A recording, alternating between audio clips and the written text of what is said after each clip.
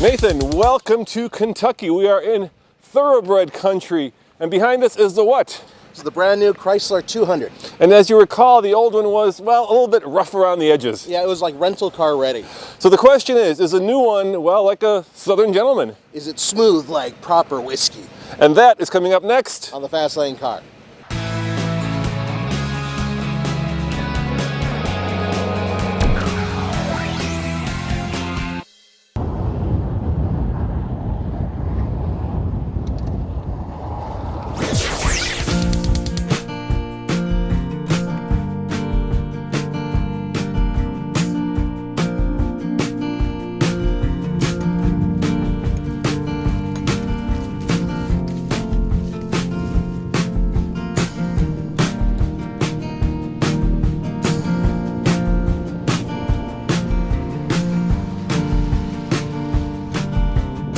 So Chrysler flew us down here to test drive the brand new 200, and I have to tell you, I think style-wise, it's a little bit subtle, it's a little bit subdued. I think it looks like a grown-up Dart, which may or may not be a bad thing. However, from my point of view, I think they need to pop a little bit more. And yeah, it's a little bit on the simple side, but people want understated when they're getting a car like this anyway. I mean, they don't want big spoilers, they don't want bubbly hoods, they don't want any of that crap. What they want is something that's subtle, that's complete, and that, you know, kind of speaks to people out there who just want something that's smooth. And I think it covers all that. The only issue I have are these gorgeous wheels, which frankly are identical to the ones that are on the Buick Regal GS. Otherwise, fantastic looks.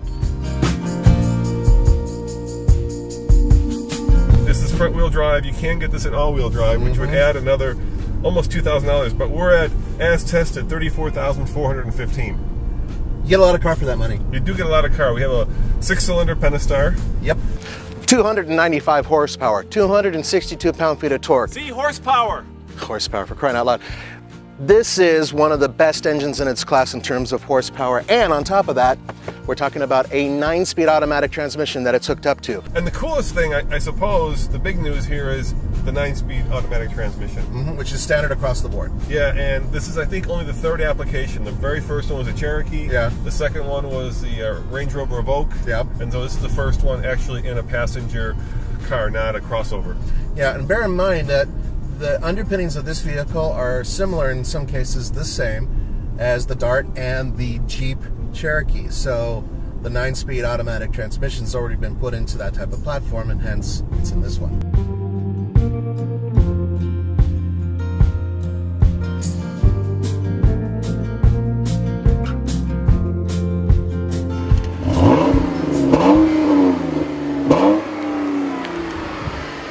You know what's really weird? I wasn't expecting this engine to sound so throaty, but it actually does sound pretty good. It's kind of beefy. So how does it drive? Really nice, actually. It's interesting. It's not what I expected. You know, the joke is, okay, it's going to be like an expensive Dart or something like that. No, it's a different vehicle. Very quiet, very quiet. Very quiet. But you still feel the ground at the same time. Very, very compliant ride. Good power off the line with the V6. The handling's good. It's not a sports car. It sort of tells you, you know, I'm really not up for being thrown around a corner too hard. Yeah, if you want the sports car, there is a 200S, which is the sporty version of it, which is also available in all-wheel drive. This, of course, is more of the upper-end luxury car.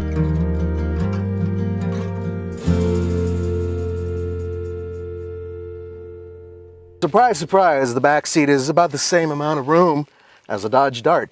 But once you get over the fact that your head is cut off right here, if you're leaning back, it's not too terribly bad. There is enough headroom for me, just enough. And I am sitting behind where I'd be driving from. So there's a little bit of a scalloped back seat here so I can fit. It's not too terribly bad, and I am able to get my large feet underneath the front seat. It ain't no Passat, man. It's no Passat. But you know what? The seats are comfortable, and there's just about enough room for 3 average-sized adults across in the back. The interior, Nathan, absolutely gorgeous. They did an awesome job.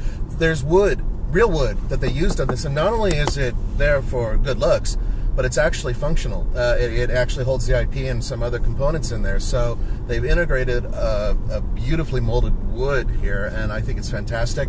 All the materials in here feel premium, high-end. Everything you touch feels great.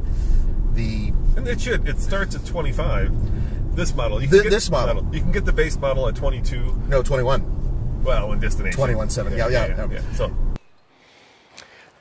This is a massive trunk, and it's not just the fact that it's wide and easy to load, because the load, it's pretty low. It's deep, very, very deep. Yes, I can fit back there. No, I'm not going to get back there because I'm covered in mud from these lovely horses, and I don't want to track it all inside there. But good trunk, nice looking tush. This is very competitive with vehicles that are more expensive than it, but at the same time, it competes with vehicles like, like what, the Hyundai Sonata? Yeah, of course, the segment leaders are the Accord, the Fusion, the Sonata, the Altima. Yep. These are a lot of cars in this segment. This is a hugely popular segment. So when you enter this segment, you have to bring it on, and the old 200, let's face it, didn't. No, really. What they did was they stretched out the life of the Sebring for a couple extra years so they could create this car.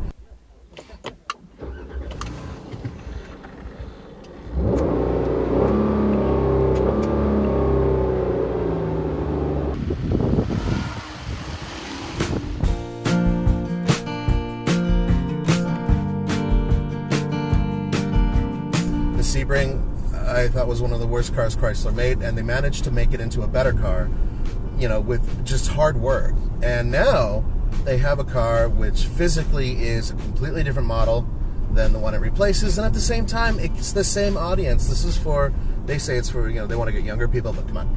This is for slightly older people who... Especially this version of it.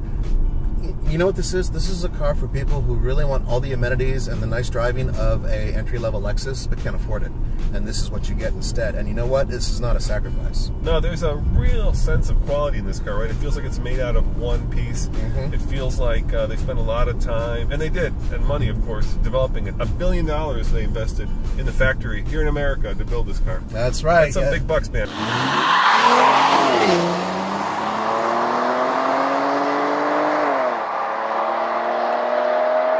All right, and I'm just gonna give it just a little tiny bit of torque, up to about 1100 RPM, and go. Whoa. Not bad. Okay. There was some wheel spin. So, 6.94.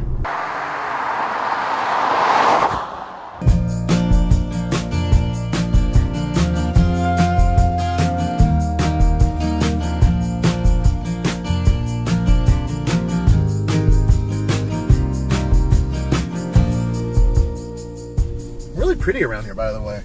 I've never been to Kentucky before. Almost all of the trips I go on, I've been to these states and cities before. So this is actually kind of new for me, and I'm very excited because so far Kentucky's got 3 things I really like. It's good looking. They make baseball bats. There's some good looking women around here. Oh yeah, and the food's good, so that's 4 things.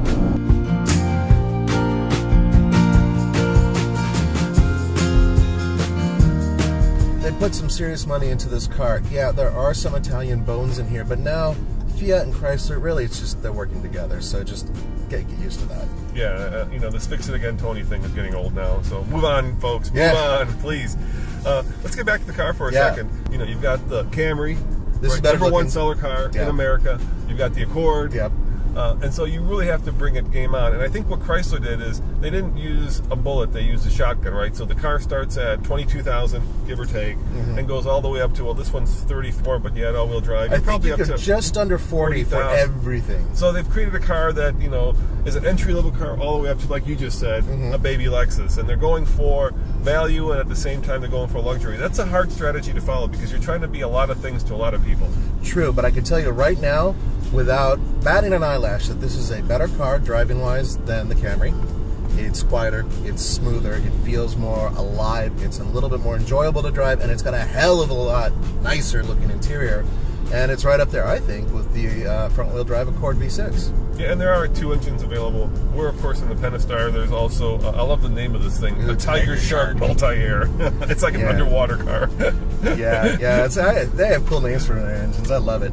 Now, I have it on good authority that Nathan just loves horses. This was his dream trip, in fact. That's right, they're awesome, awesome animals. So folks, what about this vehicle? What do we give it on the TFL scale of buy it, lease it, rent it, or forget it? We give it, we don't know, because we've only driven it for about 2 hours, and that's not fair to you, and that's not fair to Chrysler. And no, he doesn't like horses. They don't have motors. Engines. That's correct. So we're going to get this baby up to Colorado, and we're going to drive every version we can get our paws on. As always, this is Roman. And Nathan. Saying thanks for watching, and see you next time on the Fast Lane Car. And don't forget to subscribe and go to tflcar.com for more news, views, and reviews. And horses.